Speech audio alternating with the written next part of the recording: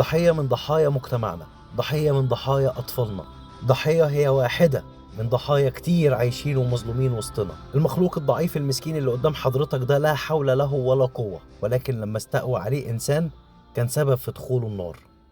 كتير من الجرائم بترتكب في حق المخلوقات الضعيفة المسكينة دي يوميا، وللأسف الشديد أغلب مرتكب الجرائم هو طفلك اللي للأسف الشديد معرفتش تربيه، طفلك اللي المفروض هو راس مالك في الدنيا، طفلك اللي سبته في الشارع بدون رقابة يفتري على مخلوقات ضعيفة أضعف منه، طفلك اللي مفكرتش حتى في يوم من الأيام تعلمه يعني إيه الرحمة. طفلك للأسف الشديد هو الزرعة اللي انت زرعتها في الدنيا وهتحصدها في القبر، هو الزرعة اللي المفروض بتتمنى إنها تكون العمل الصالح بعد وفاتك. للأسف الشديد أغلب أطفالنا ما تربوش كويس، للأسف الشديد أغلب أطفالنا أهاليهم قصرت في حقهم بالذات في التربية. المظلوم اللي في إيدي ده كان ضحية طفل أخده من أمه ومن وسط إخواته عشان خاطر بس يلعب بيه وعشان خاطر يخوف بيه الأطفال اللي بيلعب معاهم. في الأيام دي كان الجو حر جدا، ولك أن تتخيل قد إيه المظلوم اللي في إيدي ده كان بيعاني في إيد الطفل، قد ايه كان بيموت بالبطيء. وطبعا كالعادة أول ما القط هيبدأ يفقد حياته هيرميه في الشارع بكل بساطة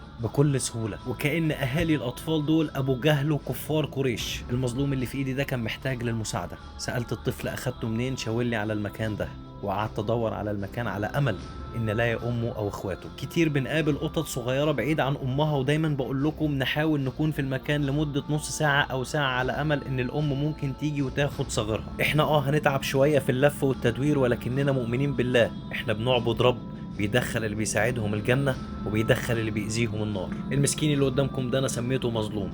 أخدت مظلوم وقعدت ألف على كذا قطة والدة في المكان، ولكن ولا واحدة فيهم اتعرفت عليه، وفي كل مرة بقربه من أي أم بتجري منه. من هنا بتأكد إن دي مش أمه، ومن شدة الحر كان لازم أرطب عليه. الفرهدة اللي فرهدها له الطفل ما كانتش سهلة أبدا. بعد ما جسمه هدي شوية بدأت ألف وأدور تاني، ورحت الأم تانية، وللأسف الشديد جريت منه، بعدت عنه. في كل مرة ببص المظلوم بشوف في عيونه نظرات الظلم، بشوف في عيونه ظلم المجتمع والأطفال والناس المؤذية، بشوف في عيونه معاناة الحياة المشردة اللي بيعانوا منها يوميا. ساعتين متواصلين أدور على أمه وأخواته، وللأسف الشديد ما لقيتهمش. المسكين كأنه بيقول لي ما تسيبنيش، كأنه بيقول لي انقذني من الموت، وكأنه بيقول لي انت ربنا سخرك ليا عشان تنقذني. معلومة الكتير منكم ما يعرفهاش، احنا اللي بنحتاج أجر مساعدتهم، احنا اللي بنتشعبط في الستر، احنا اللي ممكن بسبب مساعدتهم نخش الجنة. خدت مظلوم وطلعت على عيادة افريكانو عشان خاطر اطمن عليه، عشان خاطر افحصه. عم احمد اول ما خلص صلاة مسك مظلوم قال لي جبت لنا البوريو ده منين؟ قلت له ده مش بوريو، ده اسمه مظلوم. اول ما جه دورنا في الكشف دخلت للدكتور مهاب وقعد يضحك، جبت لنا البوريو ده منين؟ قلت لهم ده اسمه مظلوم. بعد الفحص للاسف الشديد مظلوم بيعاني من جرب شديد في الاذن، وكان بيعاني المسكين من مستعمرة براغيث اجتاحت جسمه، سيطرت على جسمه. ومن هنا بدأت رحلة علاج مظلوم،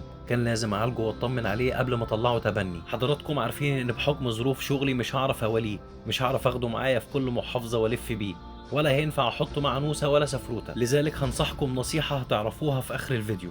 الدكتور مهاب بدأ ينظف ودن مظلوم من الجرب، ولازم يمشي لمدة اسبوع على غسول للاذن ومضاد حيوي للاذن عشان خاطر الجرب ده يروح من ودنه. للاسف الشديد جرب الاذن من اخطر انواع الجرب. بعدها كان لازم نديله رش عشان خاطر البراغيث اللي كانت مجتاحة جسمه. وسبت مظلوم اسبوع في عيادة افريكانو، وبعدها رحت عشان استلمه، رحت عشان اخده. بما انه بقى امانة في رقبتي رايح وانا متحفز، رايح وانا فرحان. عم احمد حبيب قلبي اللي اتصل بيا وطمني وقال لي تعالى استلم امانتك، تعالى استلم مظلوم. اما الدكتور مهاب ده في حتة تانية، من الدكاترة اللي بتشتغل بحب، من الدكاترة اللي بتحن على الحيوانات قبل ما تعالجها. والحمد لله رب العالمين مظلوم بقى بخير، مظلوم بقى كويس. شكرت الدكتور مهاب وخدت مظلوم وطلعت عند ناس قرايبي عشان خاطر اديهولهم تبني. ليه بنديه لقرايبنا؟ عشان خاطر قرايبنا هنعرف نزورهم، هنعرف نطمن على الامانه اللي ربنا حطها في طريقنا. دائما بنصح بعد ما نعالج الحالات اللي بنقابلها ما نحاولش نرجعها للشارع تاني، نحاول نعرضها تبني، او على الاقل نكمل جميلنا معاها على خير ونخليها معانا في بيوتنا.